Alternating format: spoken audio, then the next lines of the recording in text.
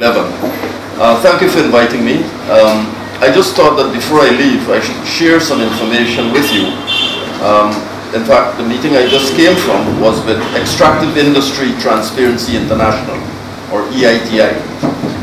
Guyana has more or less signaled its intention to look objectively at membership of this organization, and it deals really with oil and gas, coal, etc., extractive industries, and ensuring that the funds that are garnered from those activities are properly accounted for. So I think it is right in sync with the whole objective of TI.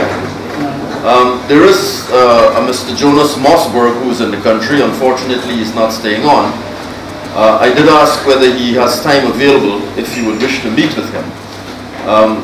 I should say that from my own reading on the website of EITI, there are limitations in that all that's required right now is for the oil and gas companies and those involved in the extractive industry to declare what it is they pay over to the government in taxes, and for the government correspondingly to declare what it is it's receiving, and then that report is published. But of course there are limitations, as you would recognize, in that payments are not only made to government, payments are made to subcontractors, transportation agencies, etc. But more important to me as a Guyanese is not so much what you receive and acknowledging that you received it, but how you utilize the money that you receive. How is that money actually impacting on the non-extractive sectors? Because part of the concept of this Dutch disease or curse of resources is that you get a lot of stuff coming in, but it's not necessarily utilized for the benefit of everyone. And I do believe that, especially since you're dealing with non-renewable resources, you want some assurance that the monies that are garnered from these extractive industries are in fact channeled into those areas that are going to see potential growth and employment of other people, and that it's not just a trickle-down effect, but it actually is spread in as many areas as possible to impact. So I would strongly recommend that TI looks at EITI. If the government is serious about becoming a member, it has to declare that publicly. The process, I understand, takes about 18 months. There is a multi-stakeholder grouping that is established, comprising government, civil society, etc. And for me, I think it's a wonderful thing, but I said it has limitations, and I think we need to go beyond just comparing what is received. Thank you very much. Thank you. And one other question? Yes, Ruel. Oh, sorry. Mr. Goolsaran, yes. Mr. Goolsaran, former Auditor General. First of all, putting me under some pressure to ask you a question. I find myself in a very difficult situation. Tempted to defend the audit officer at the same time, I'm also tempted to ask a good question.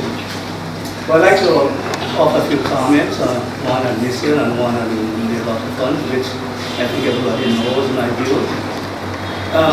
Let me go back to the mission, the foundation of the mission. The mission is 1991. I think the intention was to create an organization that can take care of the surplus assets emanating from the divestment that took place under the previous administration. Take, for example, the 20% shares in GT&T. I think the mission's role had to do with ensuring that dividends are collected and paid to the consolidated fund. But what I see now, coming back after 7 years, I see things as spiraling out of control as far as the operations of the mission are concerned. I don't think the intention was to collect money, to retain money, and to spend money. I don't think the intention was to sell state assets and all these things.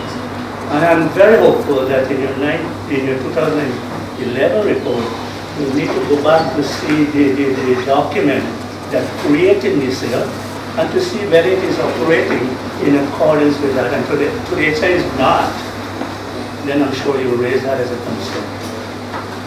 And everybody knows my views about public revenues. All public revenues have to go into this taxpayers' funds. called a consolidated fund. And to the extent that that is not happening, I have a serious concern.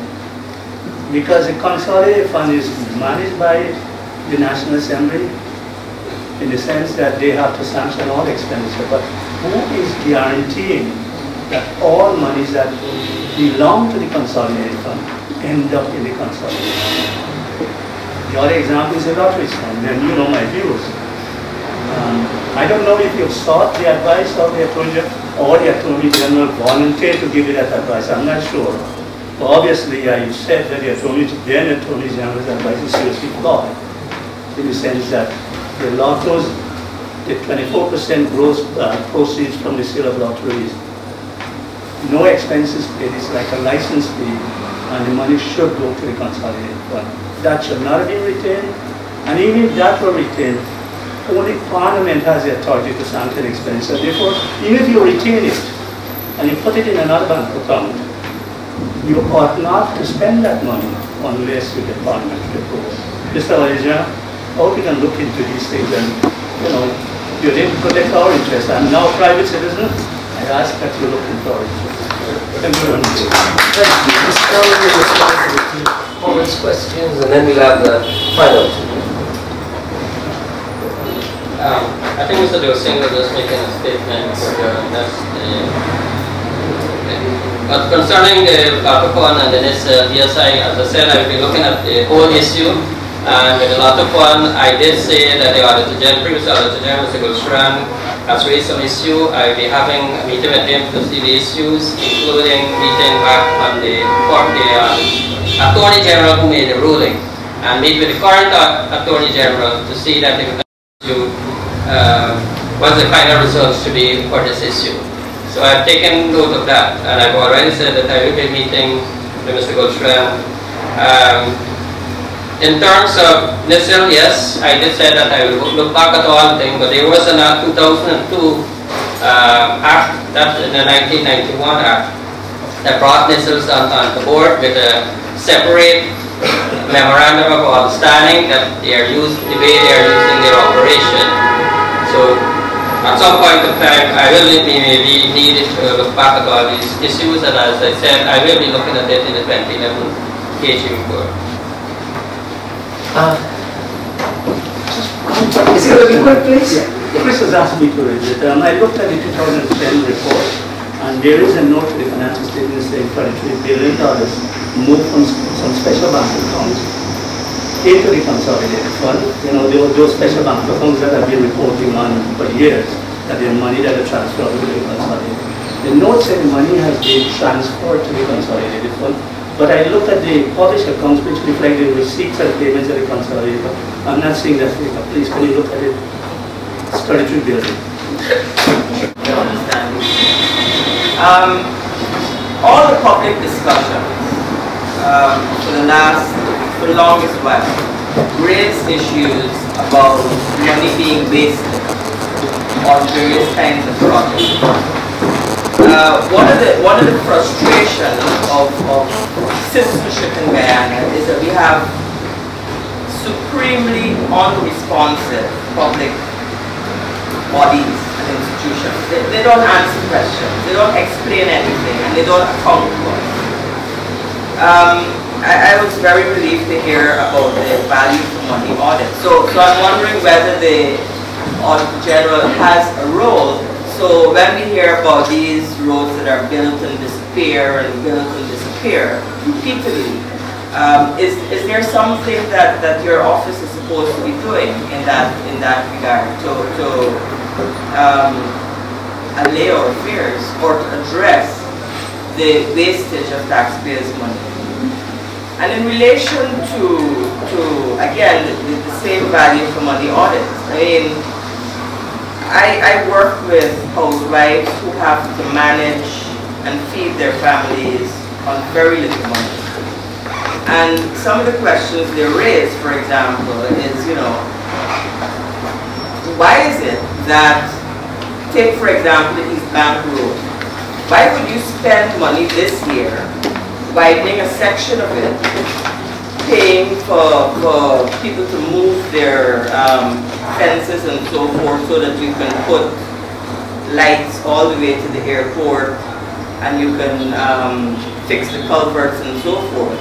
And then 2 years later, you have to undo that work because you want to widen the road. I mean, what is the function? Where do we find some accountability in this?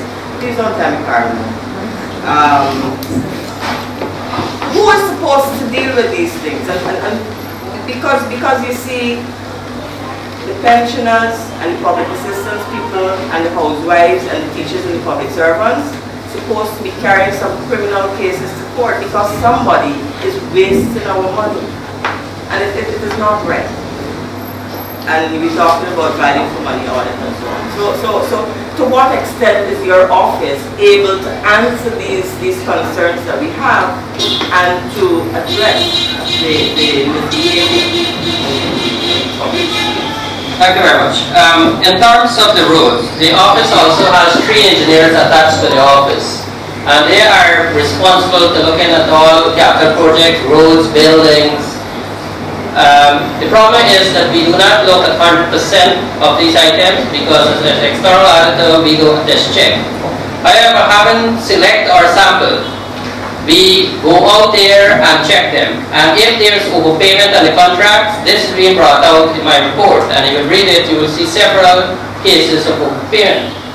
In terms of the concern about the fence and the lights, I think I understand what you're trying to say, and I will try to get my engineers also to look into that issue, that why they are going back these items. But basically, as auditor office, we do not audit policies. We don't try to get there, but if it's a concern to the member of the public with this issue, I would like to bring it out into my report, and I will be looking at it in the 2011 Auditor General. Thank you. We might have to do Ruel and nomination and then move on. Yes, Ruel. Considering the prosecutorial incompetence that you yourself have highlighted, what sense does it have having an open door and a hotline for public reports, and there's one, the very real capacity for the organization, and 2, there's no solid whistleblower legislation in place to protect people who come forward? Yes, those are problems we could encounter because most bribe, we normally discover it by tips. 30% of the bribes is 2 tips. The internal auditor might discover another 30%. So we have to ensure that when somebody is reporting, giving us these tips, we should have some legislation in place to protect these people. And the whistleblower legislation, I think we are is there. We are calling for it. There's something similar to that right now in the act, but it's not truly a whistleblower legislation. But I guarantee people that whenever they do speak to the audit office on my hotline and send the confidential information, they speak directly to me and it is kept confidential. So I know it's a risk because Guyana is a very small country and people eventually might know who is the whistleblower. It's not like Canada, another country that's huge.